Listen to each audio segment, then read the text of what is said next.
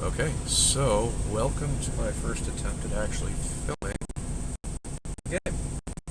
Taking some pictures, throwing them up under the big truck tiny table hashtag. Got some good responses. We'll see. We'll see if I can make this happen. But for today, we're going to take a look at Cultistorm.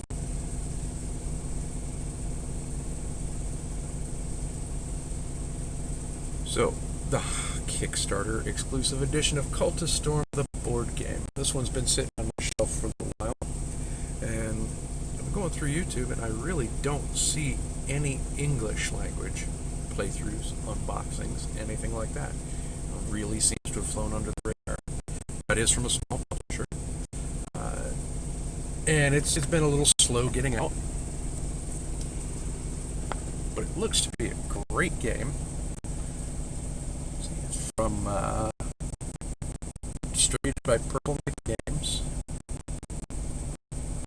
Game designed by Xander Sukes.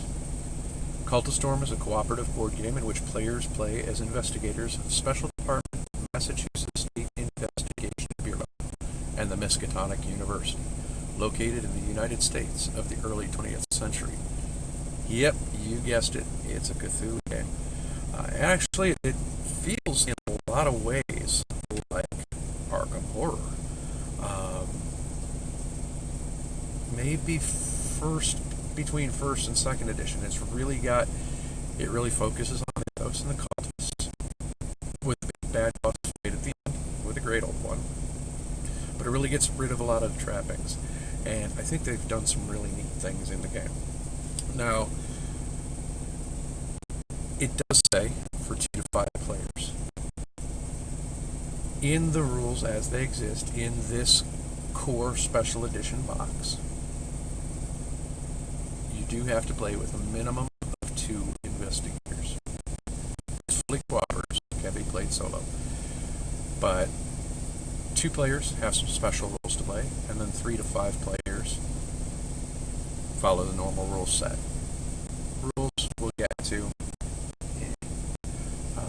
There are some language issues, but overall I think the rules are okay. But anyway, there are several expansions still in development for this that will be coming out eventually, and one of those is a true solo mode. Single character, solo objectives, new mechanics specifically for solo play. So there will be an expansion that brings that to the game. The game was developed with a promise of true solitaire play from the start. But it was not ever intended to have that solo play as part of the core gameplay in this box. And that's fair. It sucks for us solo players, but I don't know if it's going to feel tacked on. We'll see when it comes out. But in the meantime, 2 characters, we can handle that. I think I am going to do a 2-player play of this, although I kind of want to do a 3-player and not have to use any modified rules. But for the sake of table space, if nothing else, I'm going to do 2 investigators, and we'll see what the special rules are between 2 or more. But anyway, multitudes of frightening, disfigured strangers appear in the surroundings of Arkham, with the ultimate goal to summon their masters, the Great Old Ones, who are imprisoned in the Great Cosmic Void. The goal of the players is to fight the gathering cultists, and to prevent them from successfully completing their vile rituals at different locations. If the cultists are able to summon the Great Old Ones, the investigators must stop them in order to prevent the end of the world. During the game, the investigators will search for useful items, seek the help of locals, and learn forbidden knowledge. This will provide them with numerous actions that can support their fellow investigators. Constant communication and strategic thinking are key to defeat the cultists and seal all locations. This game does have some Kickstarter exclusives. I'm of mixed thoughts about that. I like getting them. I hate games that have Kickstarter exclusives if I don't get the game and decide to get it later. So yeah, it is what it is. But a couple special cultist card sets. A couple special items. Brown Jenkin creature cards, Cats of Uthar creature cards, 5 new location cards, and 8 new Great Old One cards.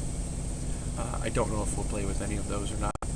I don't know how motivated I am to separate them out. I don't know how motivated I am to put them in. We'll see what happens. But for now, let's just take a look inside the box.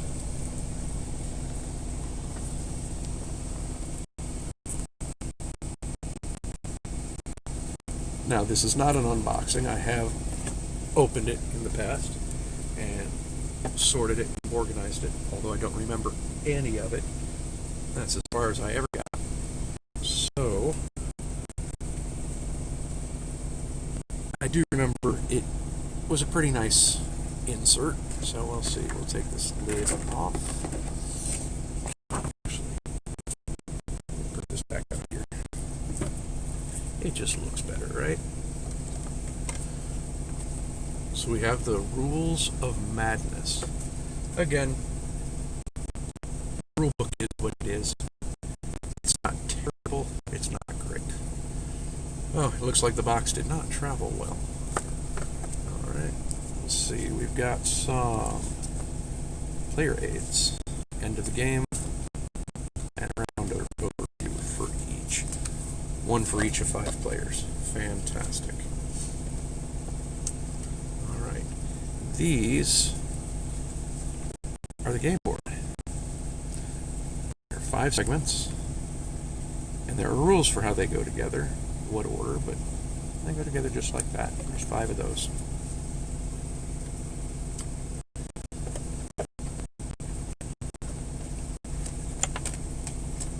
Then we have the player dashboards.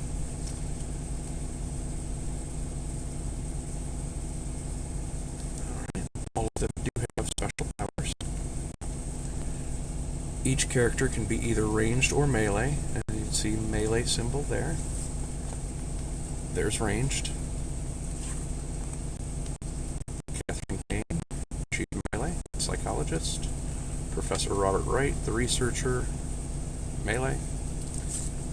Jane Carter, the fighter, ranged. And back to Joe McMillan, the supporter, who is also ranged. Okay. We're starting to get to a big old mess. Cards everywhere. But here we go. On the miniatures. Pretty deep.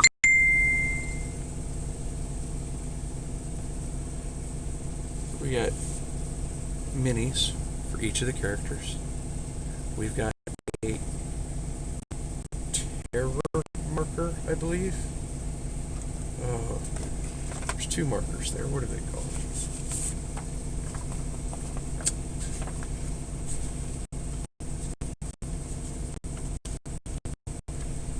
What do we got? What do we got? What do we got? We have the terror marker there and the cultist marker there. And those move around the board cause different effects. Oh my. Now we got a mess.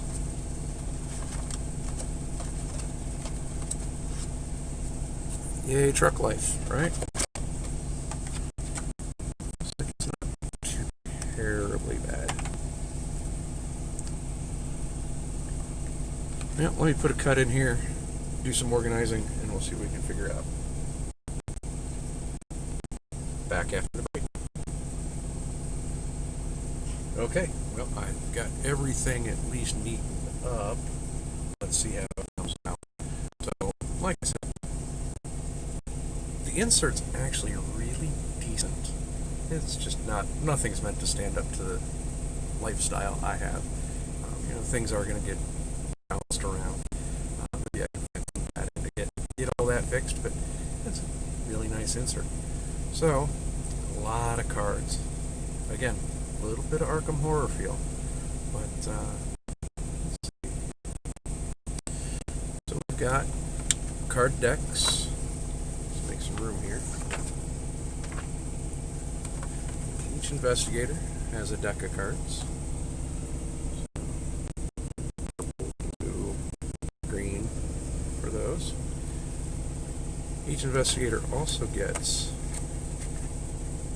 2 marker tokens. So they'll just keep those on the player board. Obviously, the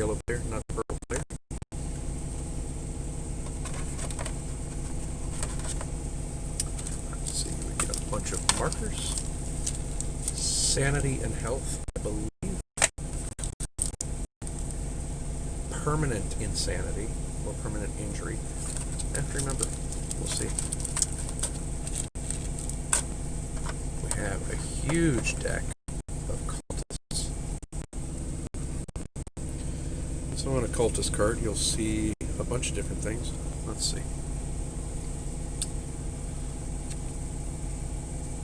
Obviously, you get their name here. Shadows of Kadath. And they are an occult that follows Yog-Sothoth, and that's who they're trying to bring back. On the left, you see the top 3 icons to the left. That's its combat rating. To defeat this cultist, I have to have 2 gates and a star, or 2 shields. I think those are called shields. There are 5 different locations / resources in the game, trophies. So 2 gates and a star. I don't remember. This is a location symbol. It is a symbol on custom die. Actually, on the cultist die, there are a bunch of dice. The dice aren't really for combat. I'll get to those in a bit. They more determine the ability to power skills. Let's see, let's bring up a...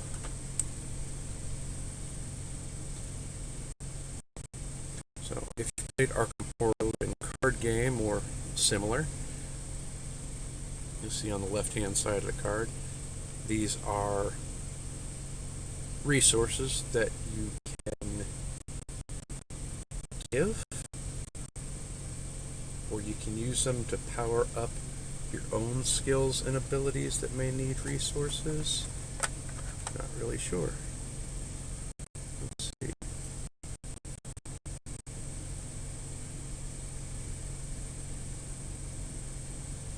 Well, I'm not real sure.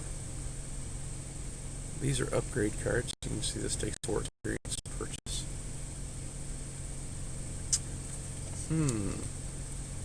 Well, I guess we will figure that out later in the playthrough. But back to here. So we'll have to figure this out later in the playthrough as well. I believe that those skulls are either for number of investigators. So if we had 3 investigators, we would take all the cards that have 2 and 3 skulls. For 2 investigators, we'll only take the 2. Don't remember what this is. Let's see. On the cultist card, that would be the name and art. And I've got it in the wrong place in the book discussing it. That would be the artwork for the Cradle one, worshipped by this cultist. And then this is the sect symbol. How that comes into play, not sure. We'll find out if and when we get to a playthrough. I think we will. Alright. Next set of cards we've seen the investigator cards. A quick look at this huge stack of cultists. Let's just run through real quick. Take quick looks at some of these. Now, you can see that this is a Kickstarter exclusive card. And also, on some cards, you're going to see something like this CU2-03, Charlie Uniform 203. That is for a storybook paragraph to tell a short story about this card, or one of the other, that storybook is going to come out later down the road. It is one of the expansions being worked on, still in production, as well as a campaign system which may or may not take advantage of these paragraph references. So we got this guy on a Clones, Dark Yellow. While this cultist in play, every cultist at its location receives the location symbol as well, regardless of the original sect symbol. Alright. skimmers.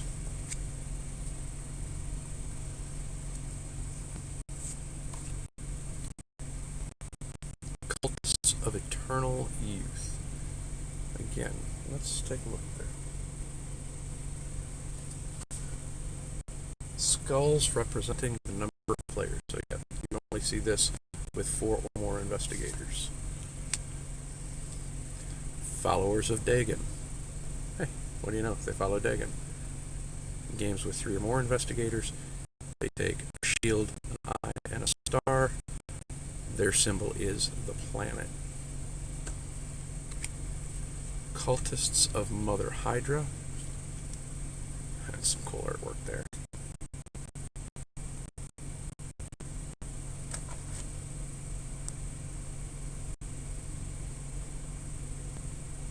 We might see it in a 2-player game. It does have paragraph reference. Cultists of Mother Hydra. While this cultist is in play, investigators cannot use any of their forbidden knowledge. Forbidden knowledge are these skills. So, anyway, that is a less than brief look at the giant stack of cultists. We'll jump over to this deck. This deck is pretty simple. Pretty large. Maybe 70 cards or something, I don't know. 50 cards or so. These are just items. Again, we have some Kickstarter exclusives. So this would be a torn page from the Necronomicon.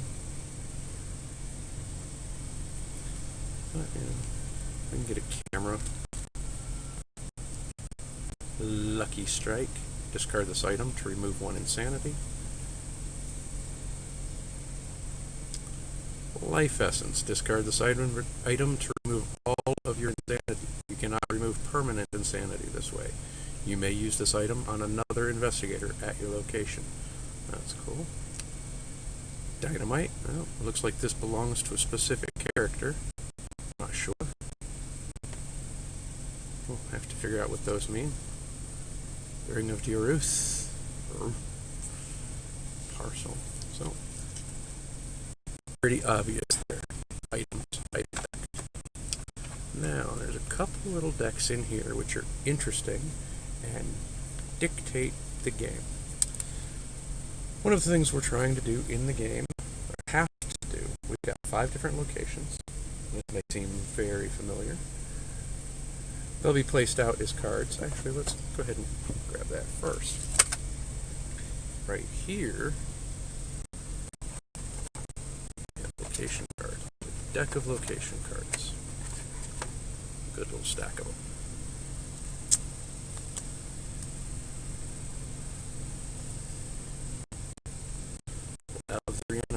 In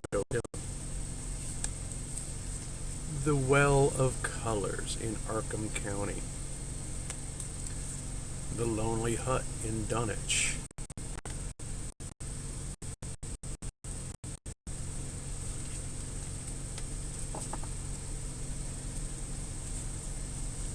Miskatonic River, Kickstarter exclusive. We got a couple Kickstarter exclusives, English good in there.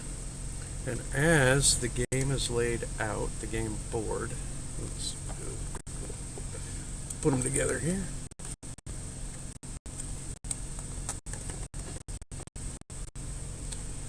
So part of the setup for the game, this will make more sense once we get the board out entirely, but we have 5 places around the board to put a location. And like Arkham Horror, one of our big goals is to see each location. And for that, we get a few cards to indicate seals.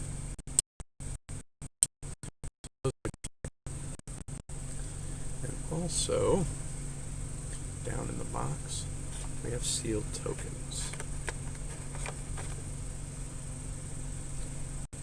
So, We seal a location. We put a seal on it. It's sealed. Arkham Horror. But not going to get too much into the comparisons there. The comparisons are there. This has it's an Arkham game. It's a Cthulhu game. It does compare favorably with Arkham Horror, in my opinion.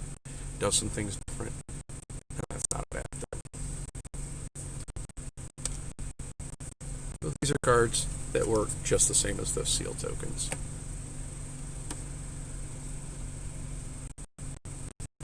The last two decks we have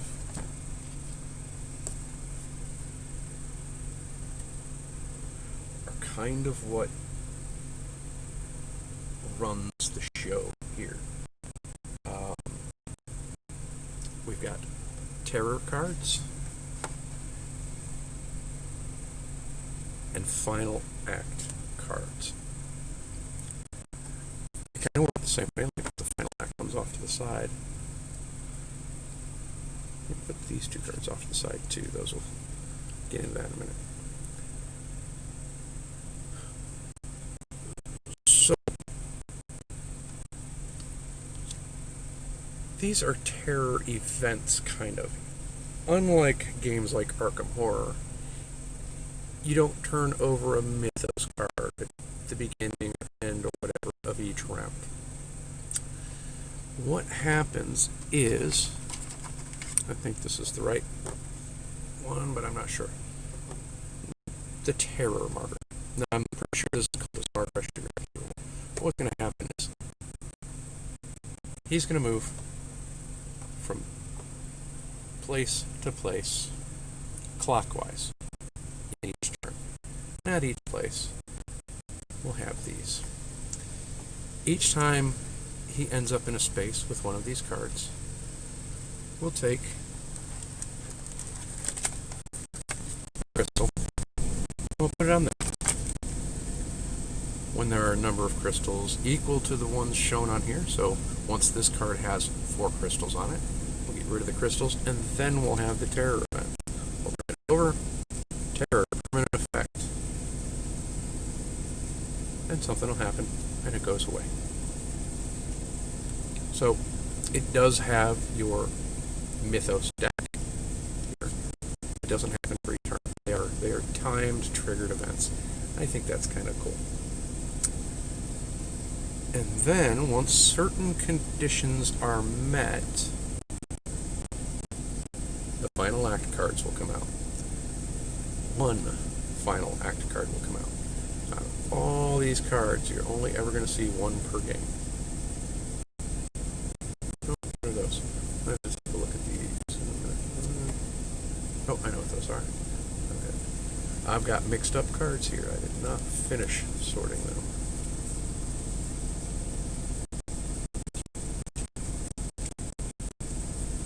Alright, so not quite as many as we thought, but final act cards. At a certain point, the game will trigger your final act card. And this basically is if you have not, at this point in the game, sealed all 5 locations, and there is, let me rephrase that. To win the game, you have to have sealed all 5 locations, and there cannot be a grade 1 in play. If at a certain point this triggers,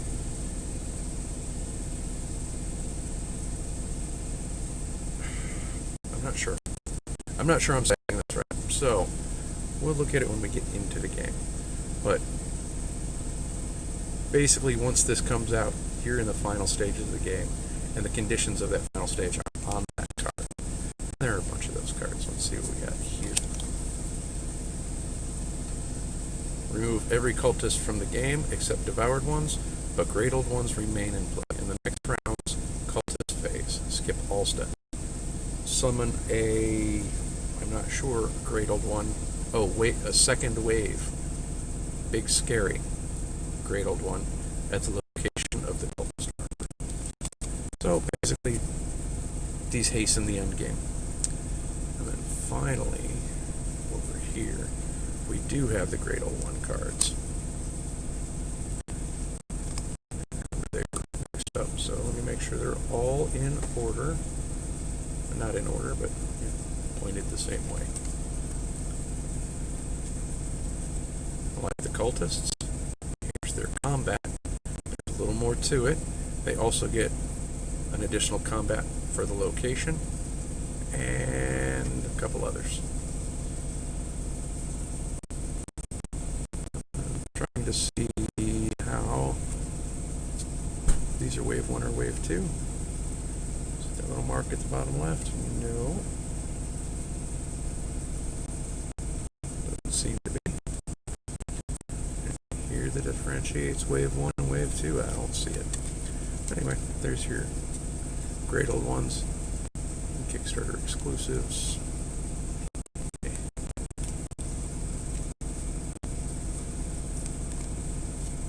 Yeah, I'm really not sure. We'll have to look into the rules during setup and playthrough to determine the difference between wave 1 and wave 2 Great Old Ones. Wow. They look really damn hard.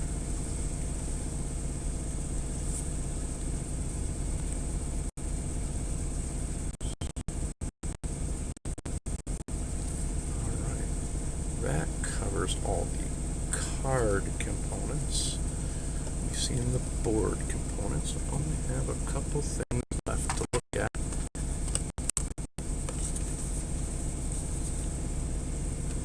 And I think we'll do a setup.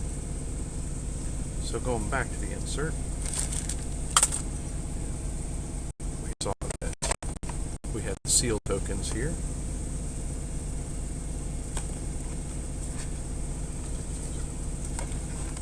Also have one badge for each investigator. That'll just go onto their player board. There are a few places they can be used. Mostly they're just cool. One of the recommended uses for them is in searching. You can only search once per turn. So if you've conducted a search action during your turn, flip the shield over, and then you haven't got another one. There you go.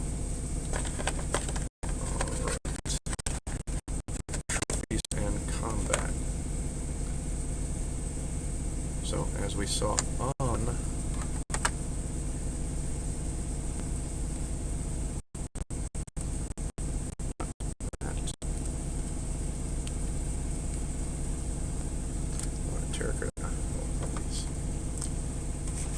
we saw here, need a shield, 2 eyes. So there'll be things we can do during the game to earn trophies. If I happen to have shield and 2 eyes, as I go into combat with the followers of Dagon, I win.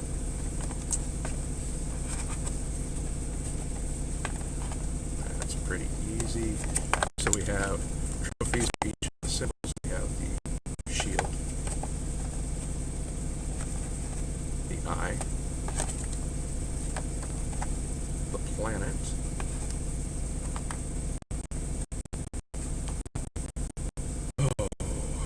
don't remember the tentacle.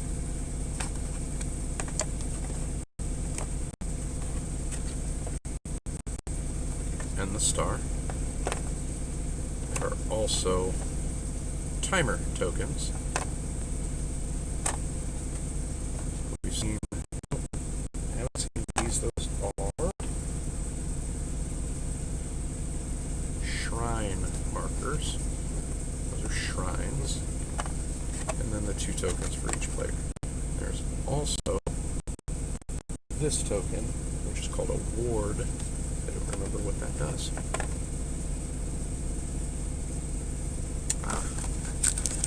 Each player also gets base in their card. And the dice. It's a dice pool game, but not really dice pool management. A little bit in common here with Mage Knight.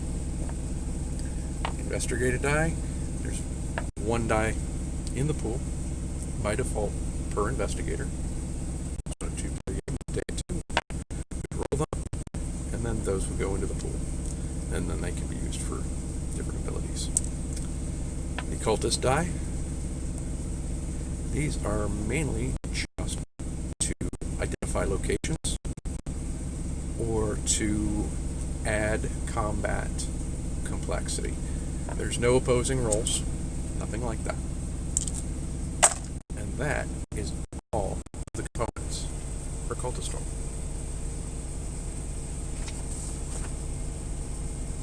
I'm going to take a break, we'll come back, and I will set up for getting set up. We'll see about setting up a 2-player game. You know what? Let's do that in the next video.